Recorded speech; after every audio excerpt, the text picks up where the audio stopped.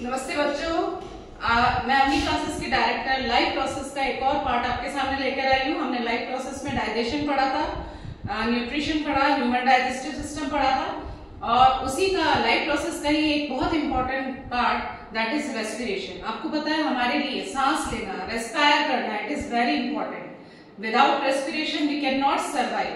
Respiration में यदि मैंने किसी को पूछा कि रेस्पिरेशन क्या होता है, तो एक नॉर्मल जो है बच्चा वो क्या बोलेगा कि हम ऑक्सीजन अंदर ले रहे हैं, कार्बन डाइऑक्साइड बाहर निकाल रहे हैं, ये रेस्पिरेशन है। लेकिन एक्चुअल में रेस्पिरेशन इतना छोटा नहीं है। रेस्पिरेशन एक बहुत ही वाइड प्रोसेस है। ये तो सिर्फ ब्रीदिंग होती है जिसमें हम ऑक्सीजन को लेते हैं और कार्बन डाइऑक्साइड को रिलीज करते हैं। तो एक्चुअल में रेस्पिरेशन क्या है? Respiration is a biological process in which food is oxidised in the presence of oxygen. Food oxidise, हम जो फूड ले रहे हैं, हम जो खाना खाते हैं, क्यों खाते हैं हम खाना? इसीलिए खाते हैं क्योंकि हमें एनर्जी चाहिए होती है ना, काम करने के लिए हमें एनर्जी चाहिए। और वो एनर्जी कहाँ स्टोर रहती है? हमारी सेल के अंदर जो माइटोकॉन्ड्रिया है, जिसे power house of the cell कहते हैं, वहां स्टोर रहती है। एनर्जी किस फॉर्म में स्टोर रहती है? एटीपी के फॉर्म में स्टोर रहती है। एक्चुअल में एटीपी का फुल फॉर्म क्या होता है बच्चों? एटीपी। एटीपी होती है adenosine triphosphate. Adenosine triphosphate energy इस फॉर्म में स्टोर रहती है, जिसमें एक एडिनोसिन मॉलिक्यूल पर 3 फॉस्फेट के मॉलिक्यूल ऐसे लगे हुए रहते हैं। इसके बारे में हम आगे और पढ़ेंगे। एनर्जी करेंसी होती है, इसको हम क्या कहते हैं? Energy currency. और ये आपके एनर्जी बॉन्ड्स होते हैं, ये वाले जो बॉन्ड्स होते हैं वो एनर्जी बॉन्ड्स होते हैं। तो जब भी हमारे बॉडी में एनर्जी की रिक्वायरमेंट होती है, ये एनर्जी बॉन्ड टूटते हैं और एनर्जी रिलीज होती है। ठीक है, ये एनर्जी कहाँ स्टोर रहती है? माइटोकॉन्ड्रिया, जिसे हम power house of the cell कहते हैं, वहां पे स्टोर रहती है। ओके, रेस्पिरेशन के 2 पार्ट्स होते हैं, एरोबिक रेस्पिरेशन और anaerobic respiration. Aerobic respiration oxygen की प्रेजेंस में होता है और ऑक्सीजन की एब्सेंस में एनारोबिक रेस्पिरेशन होता है। एरोबिक रेस्पिरेशन में ग्लूकोज कंप्लीटली ऑक्सीडाइज होता है। ग्लूकोज एनर्जी गिविंग सब्सटेंस है ना। हम जो भी फूड ले रहे हैं, हमने बचपन में भी पढ़ा है कि उसकी हमारे बॉडी की डिमांड के अकॉर्डिंग हम फूड लेते हैं। जैसे ग्लूकोज है वो एनर्जी गिविंग है, प्रोटीन बॉडी बिल्डिंग होता है ना। इसी तरह से जो फाइब्रस फूड हम खाते हैं, फाइबर्स खाते हैं, मिनरल्स, विटामिन, ये हमारे बॉडी की हर ऑर्गन की अलग अलग रिक्वायरमेंट है, उसकी ग्रोथ के लिए जरूरी होते हैं। ठीक है, और तो ग्लूकोज एरोबिक रेस्पिरेशन में कंप्लीटली ऑक्सीडाइज होता है, जबकि एनारोबिक रेस्पिरेशन में पार्शियल ऑक्सीडेशन होता है ग्लूकोज का। यहाँ पर high amount of energy release होती है एरोबिक रेस्पिरेशन में, 38 एटीपी मॉलिक्यूल। जैसे मैंने आपको बताया, एक एनर्जी एटीपी के अंदर 3 फॉस्फेट बॉन्ड होते हैं। तो यहाँ पर कितनी एनर्जी रिलीज होती है? 38 एटीपी मॉलिक्यूल रिलीज होता है। कितनी हाई अमाउंट में एनर्जी रिलीज हो रही है ना बच्चों।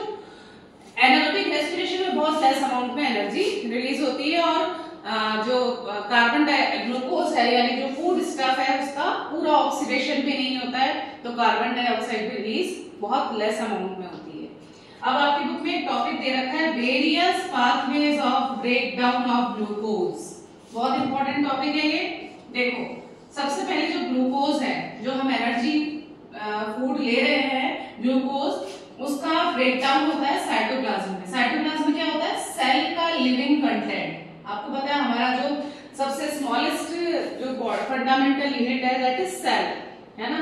उस सेल में जो लिविंग कंटेंट है, इसका जेली लाइक पार्ट है, दैट इज साइटोप्लाज्म।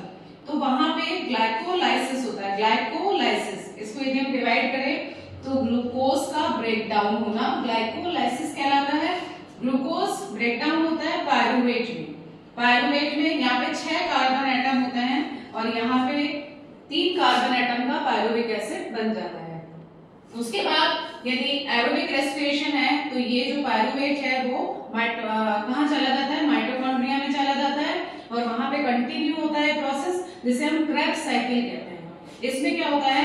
ये जो पायरुवेट है वो कार्बन डाइऑक्साइड, वाटर और 38 एटीपी मॉलिक्यूल इसमें रिलीज होते हैं।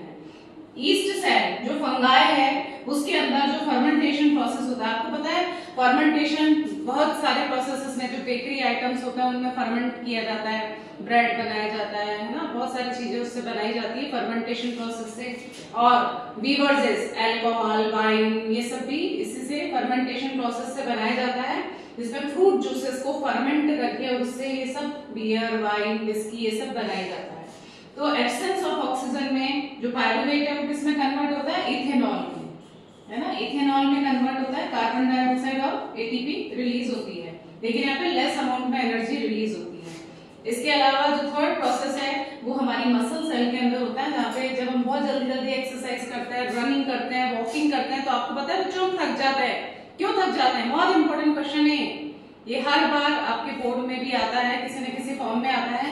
तो देखो, मसल सेल के अंदर क्योंकि लैक्टिक एसिड बनता है एनारोबिक रेस्पिरेशन में और 2 एटीपी मॉलिक्यूल रिलीज होते हैं। लैक्टिक एसिड अक्यूमुलेशन से हमें पेन होता है लेग में। क्वेश्चन है कि why our legs are paining during exercise, during running, walking, due to accumulation of lactic acid. ये लैक्टिक एसिड जो है वो हमारी मसल सेल में अक्यूमुलेट होने के कारण हमें बहुत पेन होता है। कैसे ठीक होता है? जैसे हम रेस्ट करते हैं वैसे लैक्टिक एसिड डिसॉल्व हो जाता है, वापस हमारी जो सेल है वो एरोबिक रेस्पिरेशन करने लगती है और इससे हमें वापस रेस्ट मिलने के कारण वो अक्यूमुलेशन जो है उसका रिजॉल्व हो जाता है और हम वापस ठीक हो जाते हैं रेस्ट करने के बाद। ठीक है, तो इस तरह से ये आपका जो प्रोसेस है रेस्पिरेशन का, उसमें 3 पाथवेज होते हैं। कल हम पढ़ेंगे human respiratory system. Thank you.